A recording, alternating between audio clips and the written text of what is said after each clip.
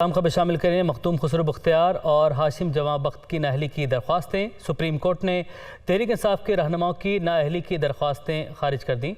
दरख्वास्त गुजार वकील एहसन आबिद की सुप्रीम कोर्ट में सख्त सरजनिश।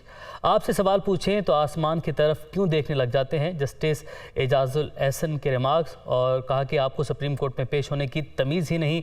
जस्टिस एजाजुल एहसन की जानिब से यह भी कहा गया कि आपके सामने 3 फजूल लोग बैठे हैं, और इसके साथ साथ ये भी कहा कि इस तरह का रद्द-ए-अमल तौहीन अदालत होता है।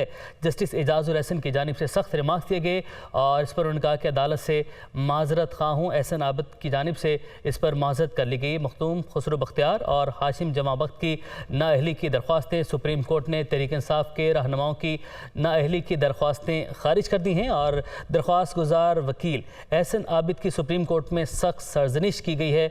और जस्टिस एजाजुल एहसन ने कहा कि आपसे सवाल पूछें तो आसमान की तरफ देखने क्यों लग जाते हैं, और साथ ही साथ उन्होंने ये भी कहा कि आपको सुप्रीम कोर्ट में पेश होने की तमीज़ ही नहीं है, और क्या आपके सामने 3 फजूल लोग बैठे हैं। सख्त रिमार्क्स दिए गए जस्टिस एजाजुल एहसन की जानिब से, और इसके साथ साथ उन्होंने कहा कि इस तरह का रद्द-ए-अमल तौहीन अदालत होता है।